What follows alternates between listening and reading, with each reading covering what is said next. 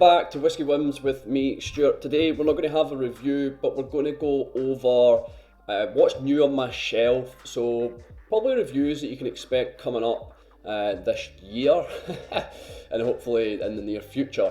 There's one whiskey that I've probably showed before or I've had for a while.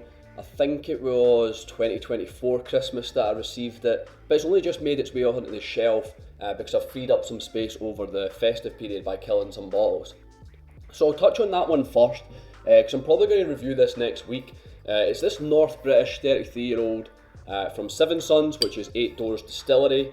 I'm not going to say too much about this in this video because I want to cover it in the review. But yeah, it's a great example of a North British, a good grain. Next is this Stillwater Ben Nevis. I need to look up this a little bit. I think it's Master of Malt. I think it's Atom Brands that have, in fact no, it says Iridium Brands. So I don't know if that's a part of Atom Brands or maybe independent from them, who are Master of Malt. But I've actually already tried this. My father-in-law, Stevie, he has a bottle of this, and I tried his bottle, quite enjoyed it. So my wife's brother got me this for Christmas this year, 2025. It's only a 50cl, which is a little frustrating, I suppose. I'm not sure what the price was. What else is new on the shelf? So I finished my centerpiece whiskey, if you will, which is like very centre of the shelving unit, hence the name centerpiece. And that was the Blairathal, the Jam on Toast, which I've reviewed not long ago. So I've actually replaced that with a 21-year-old Glenfarclas that I won at the auction for about £90. I've had a dram of this and I shared the dram with Stevie. As you can see, there's only 2 drams out of it. 48.8% ABV, and straight off the bat, straight away I'm enjoying it. Yeah, a little touch on Glenfarclas as a distillery. I've probably mentioned before when the Tabes guys, we went to Speyside, we had a fantastic time, and thanks to Callum and the team for providing that experience for us. Their kind of time and effort put into it.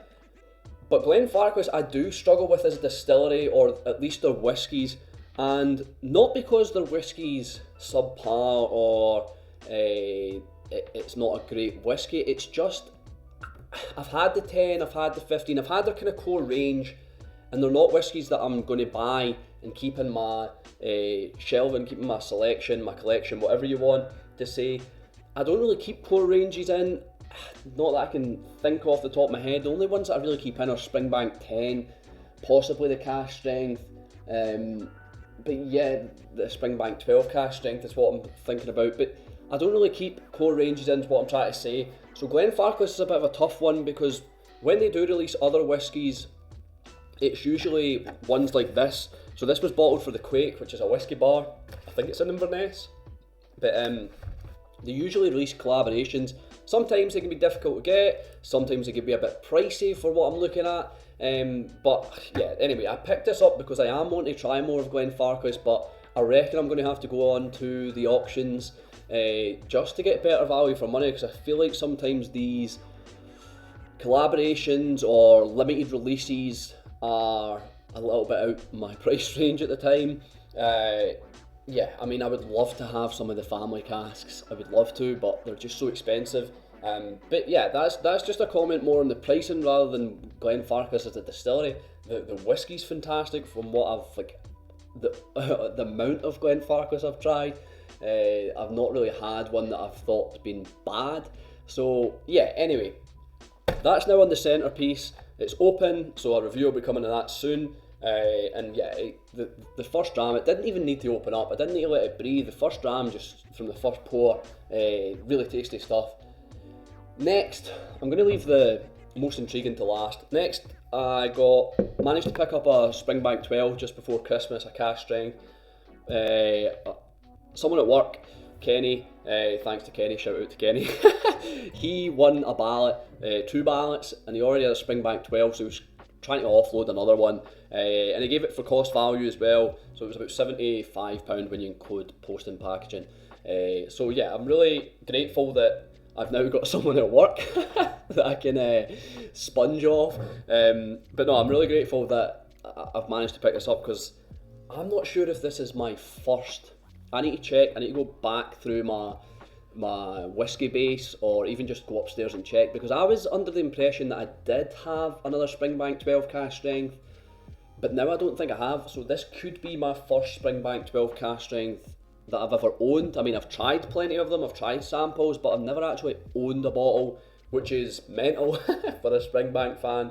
But anyway, I think this one's more bourbon heavy than sherry. I don't even know if it has got any sherry in it. It's the 2025 release, 30 September 2025, so I'll be able to check that up and see what the ratio is. Next, finally, last, the one that I've saved for last is this Scapa 19-year-old. Now, the reason I saved it for last, I got this for my Christmas 2025. It's 19-year-old, 56.7%, bottled for the Whisky Exchange. Now, this went on sale recently, just before Christmas, for like 80 quid for a 19-year-old Scapa, which is mental, because Scapa's quite expensive nowadays, quite hard to get, but I've got really high hopes for this. I hope it's going to be good. I hope they didn't reduce it because maybe because it wasn't as good as other whiskies. Maybe it was a little lacking, but I think they probably just reduced it because it's not been selling, because I think it was up at about 100, I think it was almost double, I think it was like 160, I would need to double check, don't quote me on that, but I'm sure the price drop was like ludicrous. It was almost half, so yeah, it was like £80. I don't know how much, I think Stevie got me this for my Christmas, my father-in-law, so I don't know how much he picked it up for, but yeah, I'm really looking forward to this. This was definitely a highlight of the Christmas whiskies for me, just because I've not had a Scapa for a while, and well, this is 19-year-old and natural ABV, natural colour, and non-chill filtered. It doesn't actually say natural colour, but anyhow, it probably is, I hope.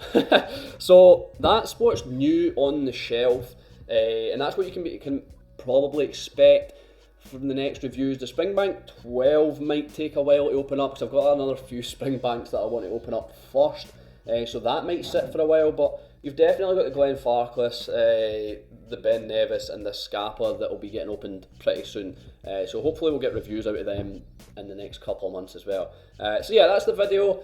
I hope you've enjoyed it. Thanks for watching. I've been Stuart. I'll see you next time.